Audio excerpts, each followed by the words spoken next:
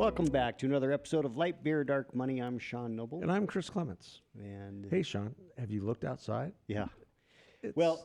It's getting kind of cold out there. It's the weather's changing. The weather's changing. That means there must be an election coming up. Yeah, is the weather changing, you think, for the Democrats? I think so. So we talked last week about whether it was a red wave or a tsunami. I'm feeling like it's somewhere in between. Oh. What would that be? I don't know. Like a tidal wave, but not quite? A tidal wave? Yeah, a tidal wave might be. Tsunami's a little bit different? I mean, it's hard to... It depends on who you're talking to on what a wave... Now, you still have pundits saying, oh, maybe it's just a trickle. I think at this point... Well, we're going predictions today, right? So this is we're just a few days away from the election. By the way, if you have an early ballot and you're in Arizona, you need to go drop it off. Do not mail it. It will not get there in time. Yeah, you need to go drop it off. There's plenty of places to go drop it off. Yeah, drop it off as early as you can so it gets counted before Election Day. Because if you walk it in on Election Day, it will be counted, but not until after the election. And then it's going to take, if we have close races, it's going to take longer to get those results. And nothing will be counted if dropped off after 7 p.m. That's right. It says it right on the ballot. Yep. So that is the deadline. That is a good thing. Tuesday, November 8th, 7 p.m. Yeah. All right. So predictions. Should we start nationally and zoom in? Yeah. Why don't we do that? I've got some polling data up, and we can go back and forth. That we did some of this last week, and it seemed like a lot of fun. Yeah. So I think and you are the great prognosticator. I don't know about the great prognosticator. Because I think you have the ability to cut through the clutter and just to know what the clutter is. So Karl Rove has us winning like 18 seats, and Ted Cruz has us winning 40. It's somewhere in between. Yeah. So it's probably 20, there's the gamut. I'm going to say what 28 to 30. Okay.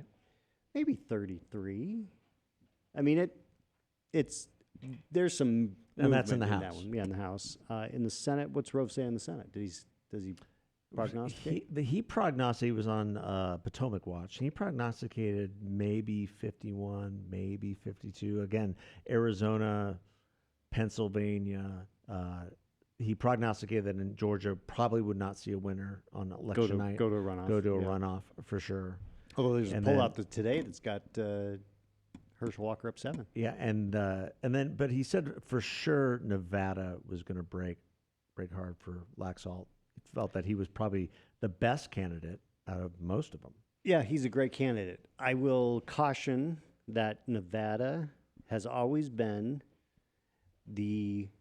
just right there. We always feel, we can win it in the presidential. We can win the Senate. We can win the government. Yeah. And the problem for Republicans in Nevada is that there is a very, very active union operation, and those guys work. The culinary union. The union. Well, it's the culinary union, so it's the bakers. It's the union. You gotta give the union in but Nevada. they are active. They're knocking on a ton of doors. So while I would say Laxalt's got a decent shot, I would actually put that one in more of a marginal category than a place like, Wisconsin. Ron Johnson's going to win Wisconsin. Let's go to, New Hampshire might even be. I could see a scenario in which New Hampshire, the Republican wins in New Hampshire, and we lose Nevada. Really? Yeah. So Real Clear Politics has them up by Laxalt up by 1.9, so roughly 2. Yeah. So within the margin of error, anything within the margin of error is just it's a roll of the dice. Well, and like I said, Nevada, it's the one place where, like, if we're within the margin of error in about any other state, I feel like the Republican has the advantage just because of the fundamentals of polling. But in Nevada, the turnout operation the Democrats have is superior to the Republican turnout operation. It always has been. Yeah. So that has to do with the machine that Harry Reid built, former majority leader of the Senate, who's since passed on. And I'll give you the best. This is one of the lessons I learned early on in my career. If you remember a guy named John Ensign, congressman from Nevada, ran against Harry Reid in 96, 98, I can't remember. It was in the 90s, and lost by 600 votes. The union. here's the thing. They shut down their phone bank operation on Election Day at 4 p.m. so people could go set up for the election night party. Oh. And they lost by 600 votes. Yeah, that wasn't the union. No, that was just stupidity. That's just basic That's effort. just not running through the tape. Yeah. So thanks to John Enson's campaign for hanging it up 3 hours before the polls closed. We got Harry Reid back, and that's when he began his ascent. He was just a backbencher back then. Sure. So anyway, I'm not bitter or anything about that. It just, But things like that can swing elections. Absolutely. And in close elections, it means every vote matters, and every phone call matters, and every text matters, and every outreach method matters. So candidates and campaigns who aren't working their tails off right up to 7 p.m. Yeah, right till when the polls close. Well, There's no excuse. And look at this. I mean, you mentioned New Hampshire, so I just pulled up some data on that. New Hampshire Senate, Bolduc versus Hassan. So as early as mid-September, she was up. She was at 50%. He was down around 40%. You know what it is now? She's up 0.5%, 47 to 46. That's the average? Oh, yeah, that's the average. Wow. That's how much ground that he has gained in just 2 months. And this is so not even 2 months, month and a half. Yeah, so New Hampshire and Arizona are the two. That's amazing. Those are the two races that are going to be very interesting for McConnell because he bailed out on those two races. Oh, I know. And Blake Masters was quoted in the I think a Daily Beast article today or yesterday saying, "Hey, I'm not going to be beholden to Mitch McConnell," and good for him because Mitch McConnell took his ball and went home. Yep. So, He spent more money in Alaska than he did in most races.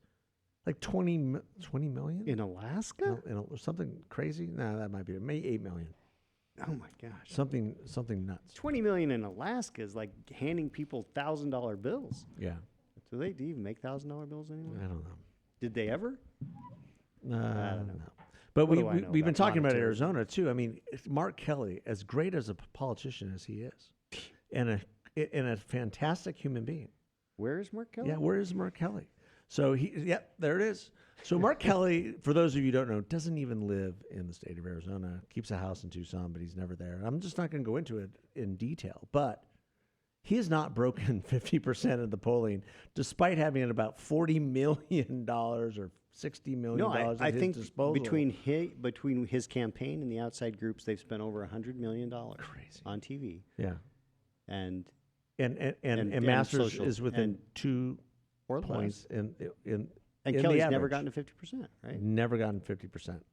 The latest Daily Wire Trafalgar poll has Kelly up by 1. The Data for Progress, which is a D-heavy, very heavy Democratic polling unit, tie. Yeah. Tie. It's going to be Folks, close. if you don't think your vote matters, you are sorely mistaken because it will definitely matter this year. This is like the torpedo part in The Hunt for Red October. It's going to be close. It's got to be close. Okay, so here in Arizona, well, let's see. So we think that there's a majority in the Senate, U.S. Senate, because we'll see places like New Hampshire could break Republican. I Wisconsin think you're and right about New Florida, Hampshire. That's amazing. And let's see, Florida, Wisconsin, North Carolina, and Pennsylvania would all be Republican holds. I think Oz is going to end up winning in Pennsylvania, if I had to guess. Yeah, pretty much every poll has Oz up by 1.3, other than 2. USA Today, Suffolk, and Fox News. Yeah. So the big questions are here in Arizona, Nevada, because those are pickups. Georgia, which would be a pickup. Georgia seems to be breaking. Well, Kemp, in terms of the governor's race, Oh, that's done. He's up double digits. Yeah, Stacey Abrams. And one poll, going to have to go. Find a the new Remington career. Research poll has him up 55 to 41. So you got to just hope for coattails on that one. Yeah, That's huge. What Senate race am I missing?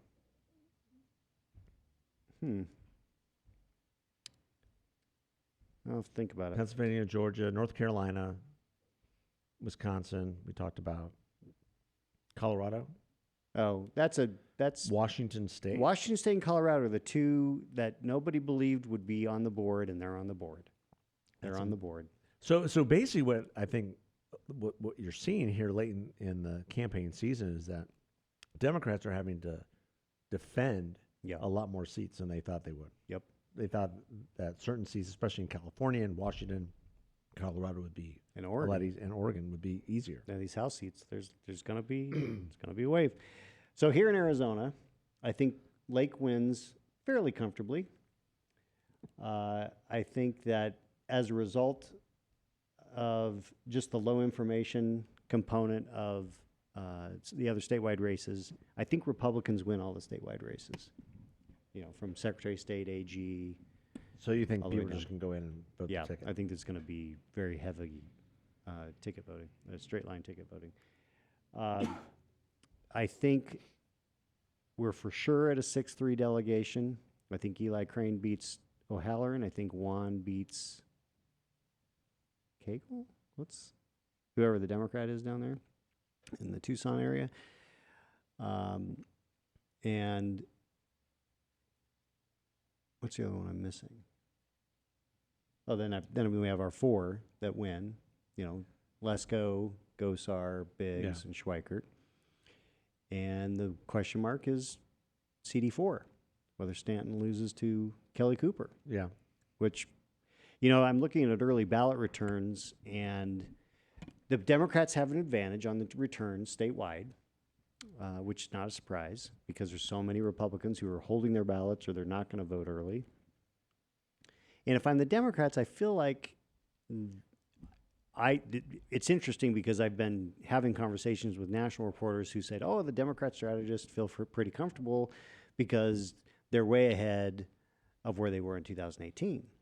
And I said, well, 2018 is not a good marker because that's before Trump started questioning the use of mail-in ballots, and it's also before the pandemic when Democrats really ramped up their early voting. I mean, prior to 2018, including 2018 going back 20 years, there literally wasn't a day that Republicans didn't lead in the early ballot return advantage.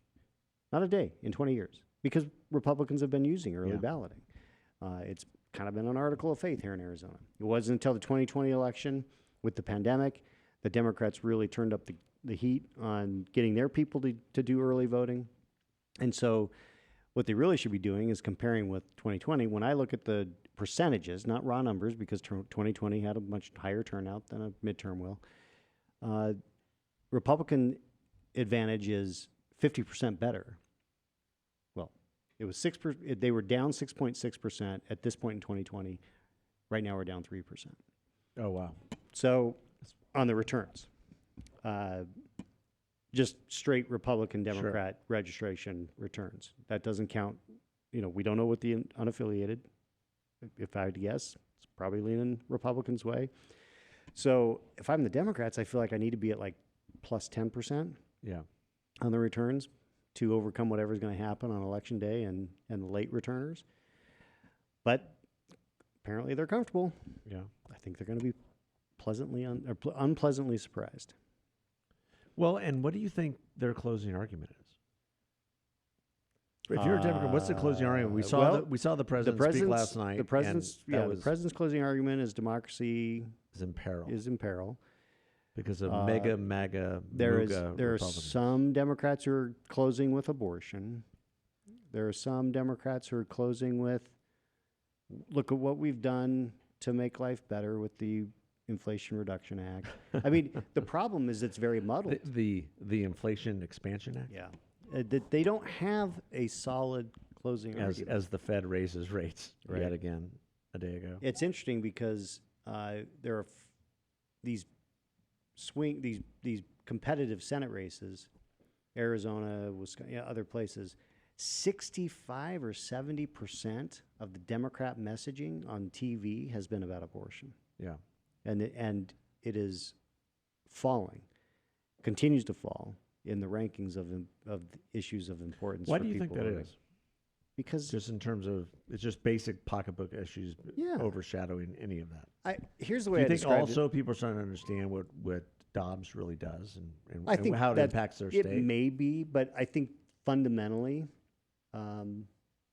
when people think about what does my life look like today, there's just very, very few people who the abortion issue is the thing that's foremost in their mind today. Now, there are some. Obviously, if you're a woman who has an unplanned pregnancy, that is the only thing on your mind right now. Sure. But that's a very, very small number compared to women who are like, how am I going to buy groceries to feed my kids? How am I going to have gas for the carpool? You know, those things are going to take precedent when it comes to what they're thinking about on a day-to-day basis. People don't think about abortion on a day-to-day basis. And So abortion's also... You would say it's the economy, stupid. Yeah. Abortion is also one of those issues that is uncomfortable.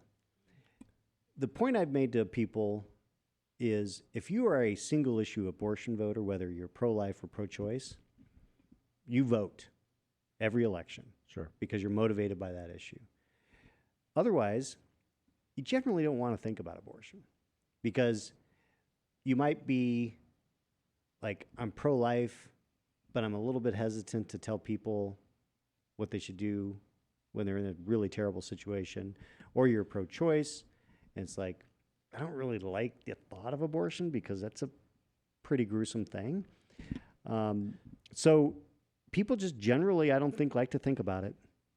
Yeah, but there is growing consensus within both groups in terms of restrictions and what seems to be right and wrong in terms of public policy. And I think that's where it gets in the mushy middle. I mean, it's a complicated issue.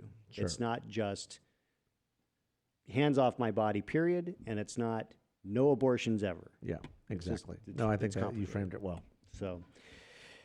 So and legislative in Arizona, I think we're going to see a pretty healthy margin in the state house. Probably 4 or 5 seats, and then 3, 4 would be a 4-seat majority in the Senate would be huge. Yeah. I don't know if it'll be that big, but it might. Well, it makes for an interesting couple of years. Yeah, For sure. for sure. Yeah. So But a lot can happen in a couple of days. yeah, A lot can happen over the weekend. and yeah, We can have an October surprise. we could have a November surprise. Yeah, November, I October, mean, November we're in surprise. November. Yeah, October, November surprise. Yeah. Well, at this point, I think the fundamentals are pretty much there. It's all about turnout. So if you're a Republican or if you're a Democrat candidate, I mean, if you are involved in a campaign, whether Republican or Democrat, just freaking work until 7 p.m. Yeah. on Tuesday. That's important. Just do it. Yeah, don't be measuring the drapes as yet. Nothing. As I they mean, obviously like to there's say. some races where that's, Grijalva's likely going to, although his margin is going to be closer than people expect. Yeah, Gallego probably as well. yeah. I think this is El Jefe's last hurrah. Maybe. Because I think if Juan does win, he's going to eclipse him in Southern Arizona in a way that he's just not expecting. And I think it's going to be good. It's going to be good for Southern Arizona. It's going to be good for the state, and it's going to marginalize Raul in a way that he's especially with the Hispanic community. And he's been that not gonna around be able a to long time. overcome. This is the kind of thing that happens when, you see a bunch of retirements when there's when they fear they're going to go into the minority. Yep. And then they go into the minority, and there's going to be another wave of retirements. Yeah. Because they're going to be like, I'm not sticking around for this. Well, and it has to do with redistricting. It has to do with all the things that for the next 10 years they're going to have to deal with. And it'll be interesting to see where his polling is at the end of the evening. Yeah. But for sure he's going to win. Probably not as robustly as normal. Yeah. And Totally I would imagine there'll be some people who want to challenge him next time.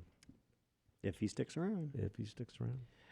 All right. Well, this is our last hurrah before the election. And we will be we'll having a back very special light beer, dark money on Wednesday. Yeah. Following the election.